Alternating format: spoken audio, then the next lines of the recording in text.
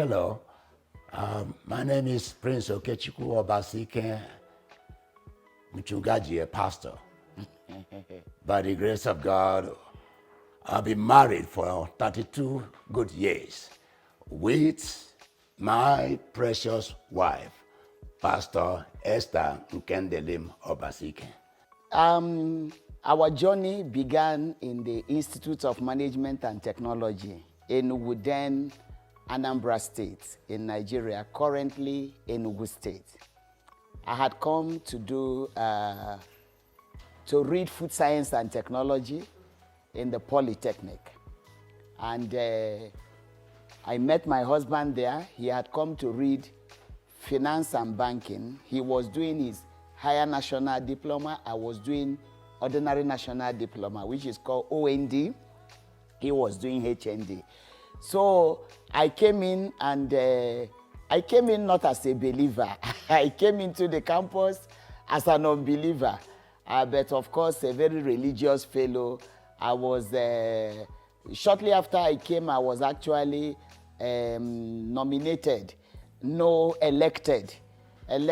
the position of chaplain for the entire Protestant community in the entire campus. So I was actually the chaplain of the Protestant community in the school, but I was not saved. And I was a powerful preacher, in quotes, then for them, and was addressing the congregants very often. It was through that process that the Christian Union people noticed me. They took notice of me, they took note of me, and again, my roommate was part of their team, Christian Union Fellowship. And that's how they began to speak to me, preach to me, trying to convince me, inviting me to meetings, and try to really be very friendly, to let me know that I will be very valuable to God, because they watched me speak in the Protestant programs, and my social life also was very, at least very, say sociable, something like that. Let me use that word, sociable. So they would always come to me to say, you have such, you can create an atmosphere that will enable the gospel, and your speaking ability will be a good asset in the kingdom, if only you can give your life to Christ. Eventually in 1984, because I entered the school in 1983, in 1984, I gave my life to Christ in one of their meetings. And that was the beginning of getting to know my husband, because he was already born again and actually was one of the leadership in the Christian Union. So when I joined the Christian Union, they became the people that were like following us up as new converts. And so I think he's still following me up 32 years down the line. So that's actually our meeting point in the fellowship. Yes, without being saved, we would not have met each other, because I was in school. I didn't know him until I got born again. Then I met him in the fellowship. After she got saved, all right, in the campus. And I took notice of her because she was very, very playful, always laughing. Even when we come for Bible studies, we are asking questions, she will laugh, she will play. So I took note of her. I noticed her that this type of person needs to get serious. Somehow, I believe she wasn't serious, even though she was attending fellowship. So one way we thought we could make her serious is to disciple her. Okay, so it was in the process of those meetings, fellowship upon fellowship, that one day something happened. And that day, there was a crowd of people, not a cloud, a crowd of people. Even before that time, I had started praying, asking God for who will be my wife. I've started doing that long time, far behind that period. And so I was looking out So one day I saw a sign in that crowd. A sign just pointed at her. I said, what? This person that is so playful, always laughing. Just, you will see her, when she's laughing, she won't laugh alone. She will laugh and then hit the person that is, that is next to her. And so, so that's how it began. And it was a long journey. I thought it was going to be a very quick one, but it was very long. I went and spoke to my prayer partner in the campus then. So I told him that, look, what God showed me, because we have been praying together. I said, I don't know why God is pointing to this sister. So I told her, the sister, and we all have come to know her as somebody that, just like I've said earlier on, he was too playful for anybody to believe that this person can become an asset, that she can actually sit down and be serious. So, so he told me, he said, Brother Obasi, I think what you do, let's just pray. If it is God, he will confirm it. So we kept praying. We kept praying. Then one day, we agreed, okay, let me approach her. So I called her to meet me in an uncompleted building in the campus. So I began to ask her questions because I wasn't sure she would know. So I had to ask her, if God speaks to you, will you know? Will you know that it's God speaking to you? And she said, I will know. I said, okay. To cut the long story short, I said, I want you to go and pray and find out if God will speak to you about me. Let me first explain the issue of being playful. From the first day I gave my life to Christ, I was a very serious Christian, non-compromising. As a matter of fact, on the same day I got saved, I terminated 2 relationships. Yes, I was already in serious relationships, 2 of them heading for marriage, and the 2 of them had come to see my parents. And yes, and I was still trying to figure out of the 2. And in my heart, I knew I may not actually marry any of them because I had my reservations about each of them. So when I got saved, the same day I had not even left the venue where I got saved. I had God. I started hearing God from the second I got saved. While I was in that meeting, the Lord spoke to me and told me, terminate these 2 relationships. I pulled out my paper and I wrote termination relationship 1, termination relationship 2. I wrote termination of relationship 1 and 2 right in the meeting where I got saved. And I meant it from my heart. I cried like a baby, and I eventually delivered those messages. I posted one to the United States because one was in the US, one was in our campus. They know him very well. So I sent those messages to them. It's another story. But I think in the understanding of Christianity then by my husband, those years, when you're born again, your face should be like Uji mix. Yes, you should be serious. You should be tight to show holiness, righteousness, and all those stuff. Laughter was not part of the package of salvation. And so, for them, I was not serious. I was not a serious believer because I carried my social life and carried my character, let me call it, I don't know what to, personality. That's the word I'm looking for. My personality is a very jovial personality. My personality has a lot of humor. My personality, I love social life, and when I'm not happy, you will easily know, because sometimes the face, unconsciously, will not be my face. My normal face is laughter and smile. And so they could not believe that I was a serious Christian. So I want to explain that. And eventually, I think time corrected them that we need those things as part of Christian living, so that we can attract unbelievers. So like he said, that day when he called me, he actually did not just say, if God speaks to me about him, will I know? He started in parables. He started with parables. Correct. Yeah, he started by saying, if somebody from a certain tribe comes to marry you, what will you do? Will you marry that fellow? I told him that was a no-go zone. I said, that tribe in Nigeria, I wasn't ready for that. He now said, okay. He called another tribe. I said, no.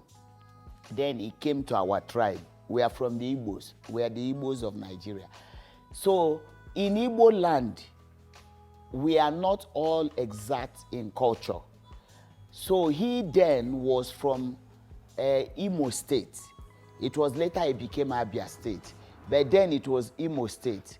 And I was from Anambra State, and it's still Anambra State up till now. So then in those years when we were growing up, we had this mentality about Imo State people that they are quite different from us, the way we believe we were brought up. And so going to that side was not an option for me. So when he now told me, okay, if somebody from Imo comes to you, what will you do? I hesitated. I said, well, I'm not really sure, but I will see, but that's not my option. I don't want to go to Imo State, but I will see. That's what I said. So he said, if God speaks to you, do you hear? I say, yes. I say, if God speaks to me, I will hear. He said, okay, I'm giving you some time. 2 weeks. 2 weeks. You go. You see how people you see how Christians do. You are telling me that you are giving me 2 weeks to hear God, as if to say that God must speak within 2 weeks. And there was a reason, though. Maybe let her pause. There was a reason. The reason was because, as at that time, my knowledge of Christianity was such that you can't pray, ask God for something, and it takes long for you to get it. That was my experience until I met her. She's the one that God used to change that mindset. Because prior to that time, in the campus where I was before I came down to IMT, whatever we ask God, before you know it happens.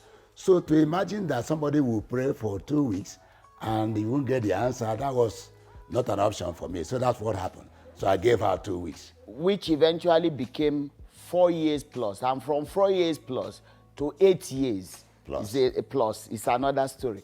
However, I told him that, yes, I hear God. So he said he was giving me 2 weeks to hear from the Lord about him. That was when I said to myself, what in my heart, what does he mean? That was when he decoded that maybe he had planned. Because I thought as a senior brother, he was trying to prepare me for someone, you know, in case somebody comes, will I hear? I didn't know he was the agenda, he was the project himself. So when he said, if the Lord speaks to me about him, he's giving me 2 weeks. I said, okay. So we parted. And then I went, as usual, I went to my friends to tell them. And I did a little drama when I was presenting it. I called them, I said, guess what? Guess what? Hey, somebody has proposed. They say, wow. And they say, who? I say, that's how he used to clap in the fellowship. His hands in the fellowship were the drum set, were the guitar, and where he used to pray. Once we hear, we know that Brother Obasi was in the fellowship. So I didn't call name. I only told them, hey, somebody has proposed. They say who? I say, and they say, Brother Obasi. I say, hey. So that was how I gave them the message. They laughed, I laughed. Me, I was laughing like he must be a joker. This one is a joker. Marry who? So I just laughed and dismissed it. That was it. And I dismissed it. So I never prayed. Oh yes, what was I praying for? I wasn't praying. You pray for what you desire. You pray for what you wanted. Yeah. For me, it was a joke. He was cracking a joke. So there was no point of wasting my time praying. So I didn't pray. So after 2 weeks, he came back to me. Has the Lord said? I said, God has not said anything.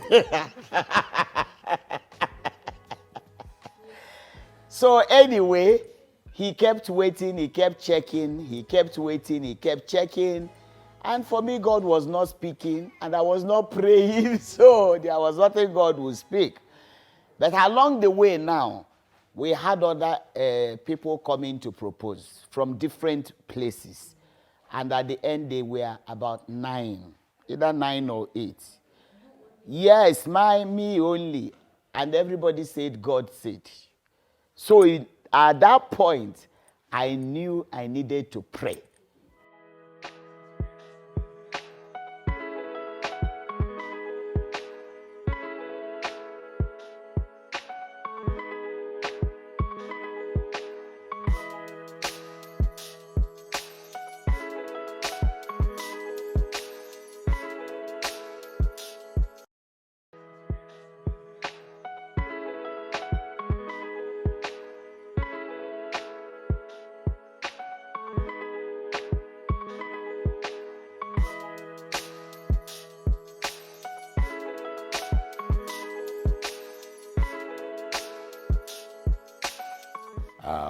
Because, like I mentioned earlier on, this kind of waiting, I have not known it in my Christian life.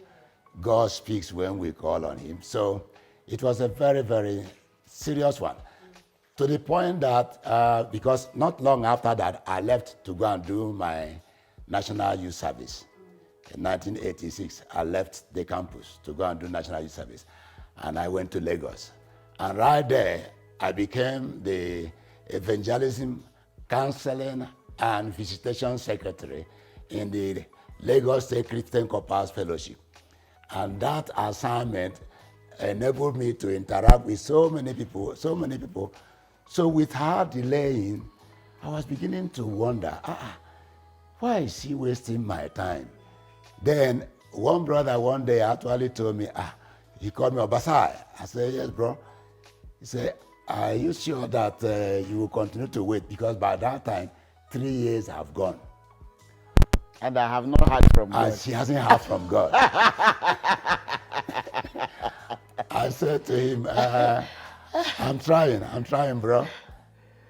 Until one time I said, no, this cannot be real. By that time, she has left herself to do 1 year industrial attachment.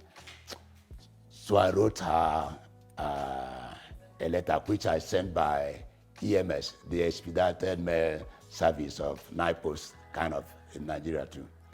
So in that listen, I think I gave her a date that I can't remember very well. That if by this date you have not made up your mind, then so be it. I will wait. When you marry, whoever you get married to, I will now decide, Lord, I have come to the end of this journey. Where do I go now? So I sent her that letter. And after sending her that letter, we continued in fellowship. There was this sister that was always very fond of me in the campus. She was our treasurer in not in the campus, in the fellowship, the Christian Corpus Fellowship.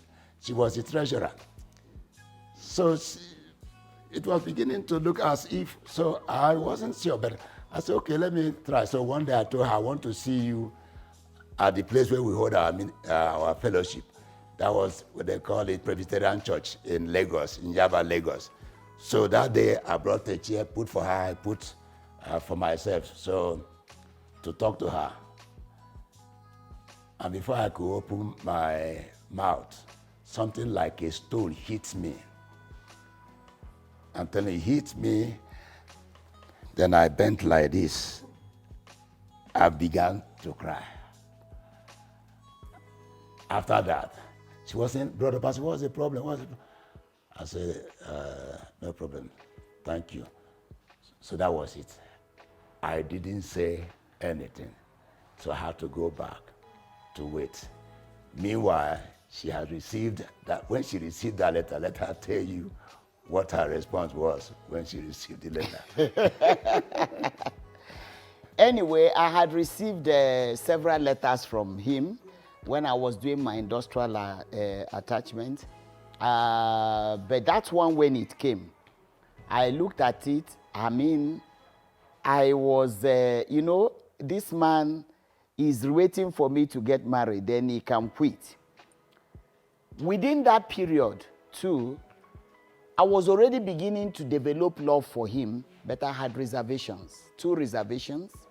I didn't want to marry from that particular culture because primarily, they don't handle women the way our culture handles women. Yes. Women are not so highly valued in their culture. And so you are expected to not talk, a woman should not lead, a woman should not be visible, a woman should not be economically empowered. Those traditions that are very common with Africa in some African cultures, very prominent in their own place. And so it was a big concern for me. Secondly, concern again is that he comes from a polygamous family. I come from monogamous family. And growing up, our family were very closely knitted. And I know what goes on in polygamous family. They have this culture of extended family. Everybody is a family member. Everybody is a relative, which I didn't grow up with. And so I was so much concerned that I may not fit into this culture because I was somebody who had a dream of the kind of marriage I wanted. I wanted a very romantic marriage. I had a mentality of marrying a man that will also have a skill of playing guitar. I used to see them in the movie. So I thought every evening we will be by the swimming pool. And then the man will come back from work and come and compose a song every day for me with my name and be playing and be carrying me up and down at the swimming pool. That was the dream I had and vision I had for marriage, and that was what I was praying for. I just need love. I just want somebody who will be petting me and moving me around. That culture will not fit into my dream. So those things were the things that actually confused me a lot in terms of knowing the direction God was leading me. But at a point, I just said, I love this man, but I wish he's not from where he came from. I wish he's from my place. That's what I thought.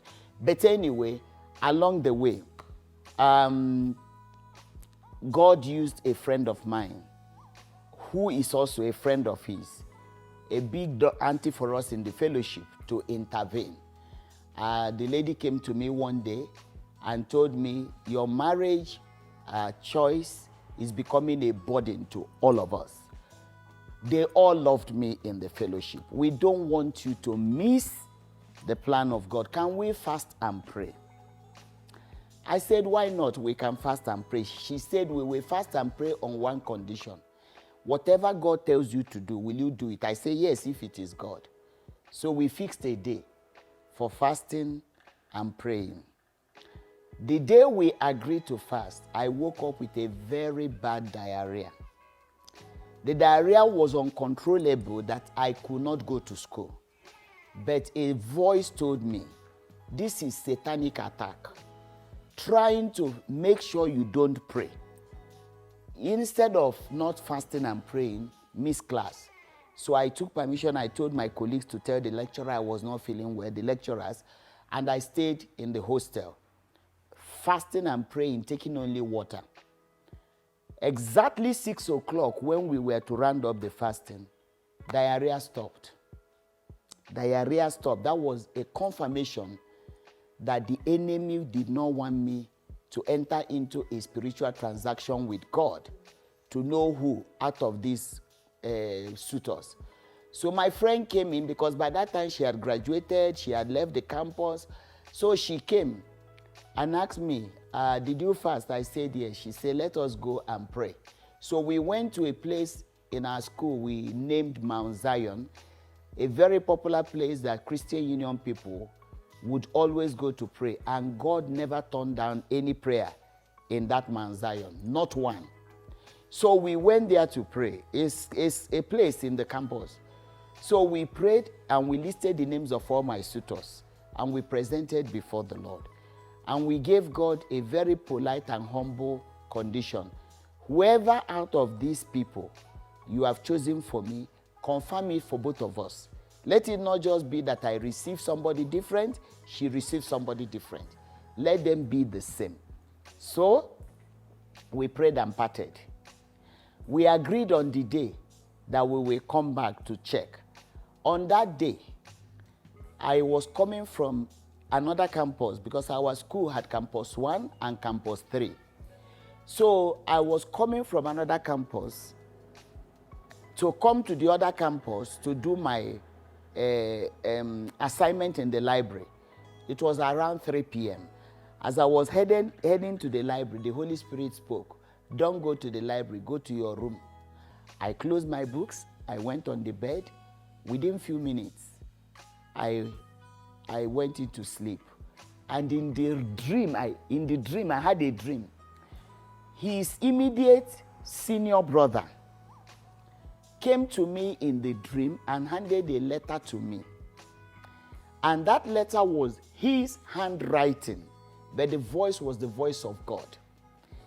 And in that letter it says, I know why you are bothered about accepting Brother Obasi as your husband.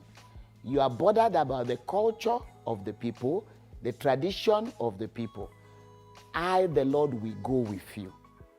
And I will fight whoever fights you. I will contend with whoever. It's not exact words, but God was telling me, nobody will be on your way in this true cultural practices there. Do not be afraid. I will go with you. I thought it was a real letter, so I started looking for the letter on the bed. I didn't see the letter. So I went to my roommate and asked her, did anybody walk in here to look for me? Because I was looking for the immediate senior brother. The roommate said, no, nobody walked in here. I caught the message immediately. The handwriting was his. The culture was his. The voice was God's. I broke into tears. I said, no, God, you must be joking. So while I was there crying, in real life, my friend came in. That's my prayer partner. Came in. As she came in, she sat by the side of the bed and she saw the gifts that brother has sent me, beautiful flowers, cards. So she started reading those things and then now loudly said, I will not be intimidated by all these gifts here. I have come here to declare the counsel of God. So I finished, I rounded up my prayer. That's how I knew she was there. So I got up. Uche, you are here? Yes. She said, Nkem, sit down. She said, has God spoken to you? I said, no. She said, it's not true. She said, it's not true because God spoke to her around 4 a.m. in the dream, early morning of that day. And when she woke up, she said she knew she was in for trouble because the fellow God showed her is the one she knows I will not accept. And she told God, I can't deliver this message until you have spoken to Sister Nkem herself. And the Lord told her, I want you to go there around 4. I would have spoken to her before you arrive. She asked the Lord, how will you speak to her? She goes to school. By that time, she should be in class. God said, leave the plans for me. Go there by this time. I would have spoken to her. So she now told me what she saw in her dream. That in her dream, she saw me and my husband in the bedroom, living like husband and wife. And other people were saying, when did we eventually marry without telling them?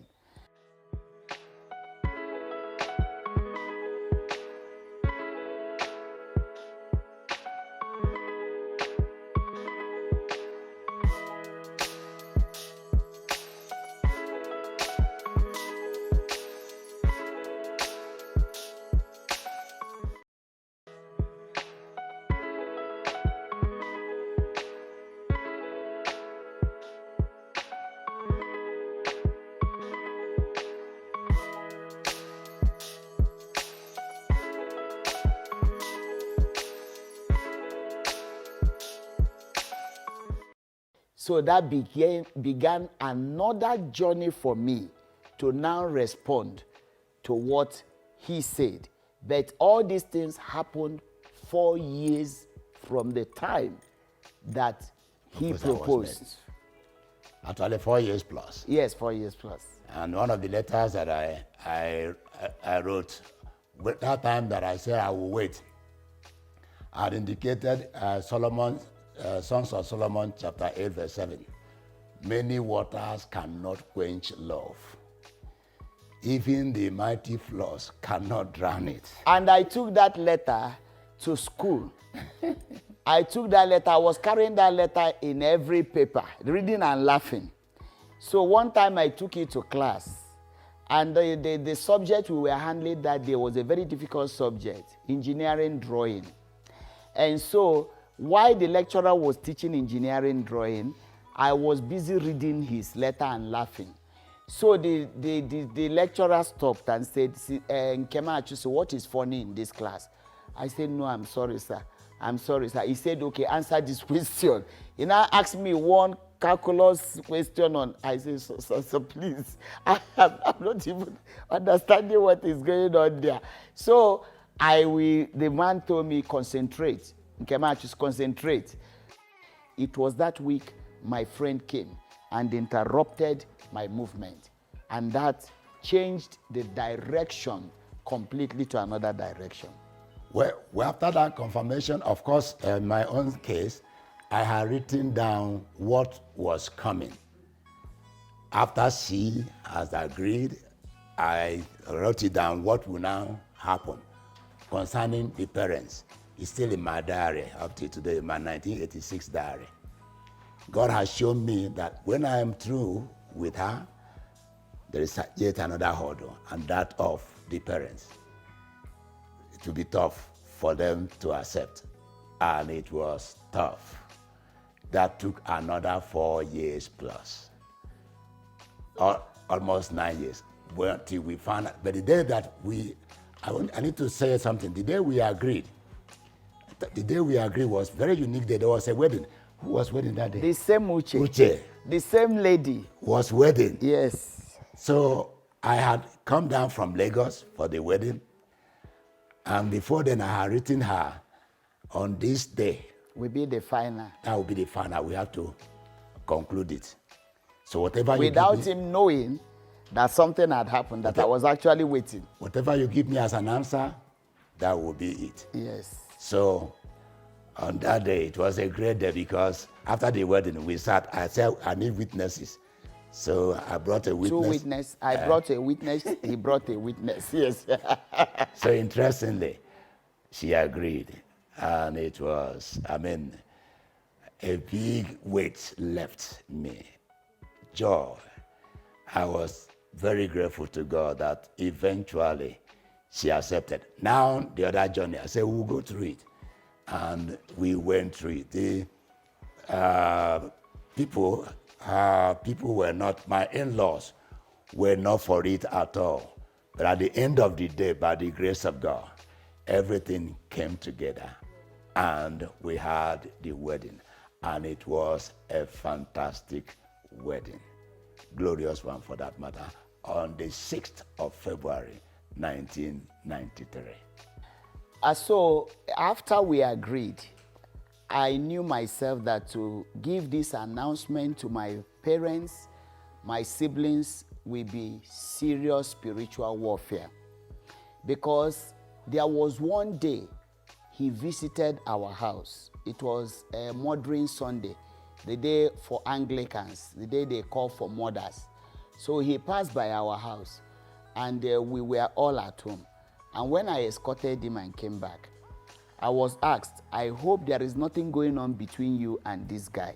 I was told that, they told me, this guy that passed by the house, I hope you have nothing to do with him except this church fellowship you people are doing. I said nothing. They said, we are warning you.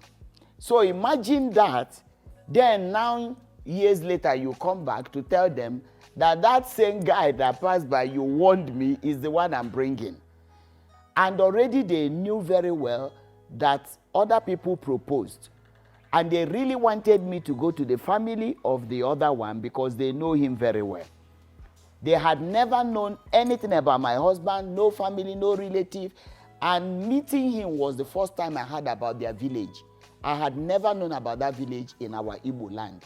It was when I met him that he said, I asked, where are you from? He said, I've never heard about it. So how do I now communicate this to my parents?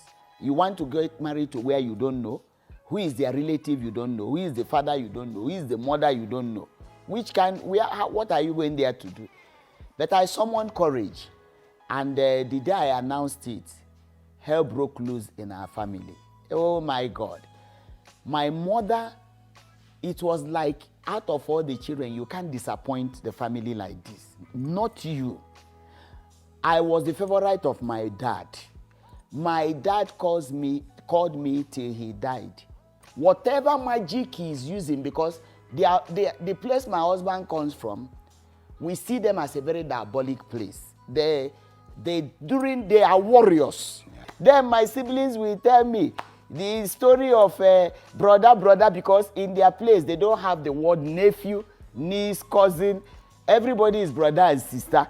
So my siblings will be making jest. You want to go and marry where there's no, everybody is bro. They told me, you cannot go, you can't even survive there. So they began now to fight the proposal, and it was no longer business as usual between me and my parents. It actually strained our relationship.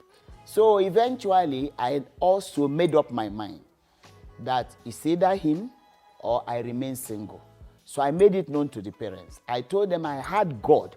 I said it was a long journey even for me to accept. But because God is in this thing, I don't want the family to scatter because of this proposal. So what we can do is either I marry him or you people allow me to be single and stay. That was when they knew. I just said, rather than make a mistake in my marriage, let me live my life for God. So I went on mission, went to school of mission. After that, I was posted for a short-term mission work in northern part of Nigeria. I went there as a single lady doing missionary work. That was when my parents decided, rather than lose this child, let her come home. And they now told me, you have decided that this is where you are going. It's a choice you have made. I said, it's a choice I have made. They now say, call him to come. Tell him to bring his family. The traditional was not easy also, because the traditional, in my place, they have, in just like any other culture, they have the requirements you have to meet. How many tubers of yams, how many goats, how many cartons of wine and all this. But before that day, my husband had come with his relatives, and what they presented was below standard in our custom. So when my father came and saw it, my father was very upset and chased them away with those things. Yeah, he looked at them and said, you brought me goat that is like goat that has suffered from diarrhea. You brought me yam that. He said, what is this? Carry all these things and leave my house. So they carried the things, and I told my father, I was crying. I said, I will follow him. They said, follow me. I said, I'm following him. I said, if you chase him away, I follow him. They chased him away, I followed him. I followed him, carried the yam, carried everything. So another date was fixed for him to bring things that befitted the family. And so he came. Because just by the time before my husband was ready for this marriage, he suffered a serious financial loss. He was doing very well in the business he was doing, and also he was working for the state government of Lagos. He won an award as the best copper in the asset and got automatic governor's job. So the Lagos state governor gave him automatic job, and he became the auditor for the Lagos state government. So outside that auditing, which was a government job, he had businesses. But along the way, something happened. He had left his job, doing only business. He lost the business. So my husband, at the end of the day, by the time I was telling him yes, my husband, by the time we started the relationship, my husband was below zero. I mean below, no, you had, well, by the time I said yes, he had money. Few weeks after that, or few months. When we're now about when we're now to start, He lost everything, and when I mean everything, I met him in debt. So now, coming now years later, he was still struggling to recover, paying the debt he took for businesses and all those things. So we didn't have much for flamboyant stuff, for meeting even basic traditional. There was nothing. So actually, I contributed. For the first day of knocking on the door, we put money together. For dowry, we put money together. For wedding, we put money together. That's what we did. So when we presented what we had, and my father said no, it was substandard, we went back, reorganized ourselves, and then brought what he accepted, and he was very happy. And the traditional wedding went well. So the wedding took place in Lagos, and it was a glorious wedding because our focus that day was not just on the party but on soul winning. And so during the reception, an evangelist preached, his late uncle, the same one I slept in his house, and so many souls, including my boss in the office, managing director, the secretary, the PA, our neighbors, they all gave their life to Christ in our wedding day, on our wedding day. So it was a very glorious wedding day. And right after the wedding, from that wedding till now, my family is ever grateful to God. No, it was quite interesting because of the fact that there were several things one are taken for granted, that when you get married, it's not what it has always been. So I didn't realize that. So was still the same kind of person I was. So it was quite tough between the two of us. A tug of war. Every now and then something will come up. My goodness, what is this? But by the grace of God, we were able to maneuver that teething, challenging time.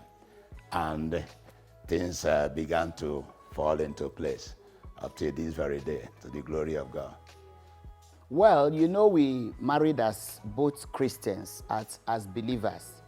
And we both have always loved God, loved God's people, have been involved. But we didn't know, I personally did not know that this marriage will end up in full-time ministry.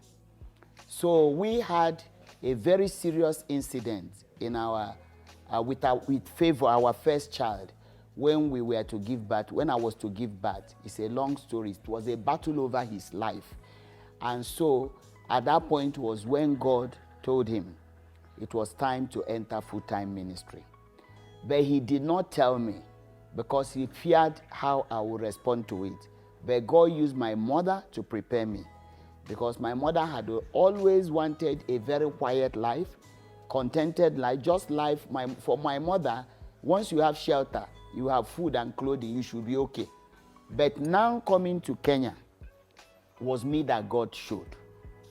It was in a dream that God showed me everything about our coming to do mission work. The aeroplane we will use, Ethiopian Airlines, we were coming for 3 months to spy the land. And if the land is good, that fellow will come and pick the spouse and the child, everything. And that Redeem will post us out officially. And it is an African country.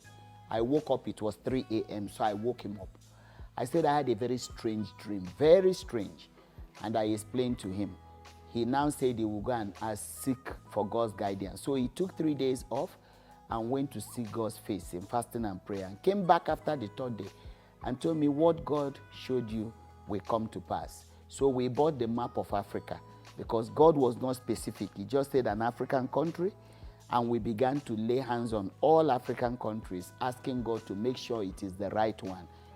A month or so later, the church recalled his friend, and later I was sent with our son Favor, and we came to join him, and the vision was perfectly fulfilled. It was God who orchestrated, but used the organization to bring it to fruition, and that's how we came here. So knowing that it was God, there has never been a problem of ministry encroaching into marriage, except on certain personality issues and ideas and how somebody approaches something. You know, the way my husband approached ministry is different from the way I approach. Sometimes his beliefs are different from my beliefs, not in common belief, but the way things should be done. And those ones brought a lot of friction. It's been wonderful, very wonderful. And one wonderful thing about us is that our children, both of us were involved in from the word go, having to take care, you do this, you do this. There was nothing like, this is for you, woman, do this. We brought our children up together.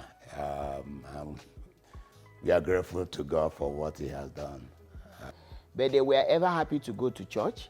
They were always excited to do. Favor became our drummer from age 6. He taught himself drumming, and he drummed until he left Kenya for the US. And the little one that lives in Canada became a powerful bodyguard, and he still does the same thing today. Anytime we were away, he will be inspecting the church. As soon as service will be over, he will let us know when we call how many people that came to church, because he would have asked the ushers, I want to see the attendance register. He will tell us today people didn't come many because there was rain or there was this. Then sometimes he will say that today people came many. And he was the watchdog of the ministry, and he still does the same thing up to this present time. But now when he launched his book in January, that was when we realized that they went through tough time. We didn't know. It was the content of his book that shocked us, that they went through a lot of traumas just being children of pastors. Happiest, no, or maybe lowest, if there is, maybe we talk of lowest moment in marriage. Okay, for me, I will use an instant. What happened here, when we came and we're still struggling, and some people saw us and felt that we've not been resting, and the couple felt that we should go and rest. But you see, there was the burden of making sure that this work we've started continues. So there was a payment that a couple made for us to go and rest in one hotel. I don't know whether it was a hotel or guest house. On Kindaruma, Yeah. a guest house. Guest house. So they paid for us to go and rest for some days there and come from there to church on Sunday. Thank you so much, my treasure. Just like our names are, my precious, my treasure. They are not just names people pick on the street, you know. People can call themselves sweetie and that, and it's not real. Ours are real names. Where your heart is, where your treasure is where your heart is. I thank God that I have a treasure where my heart has always been. Thank you for your supportive role and being part of what God has also assigned me to do, and giving me spiritual cover and fighting my battles.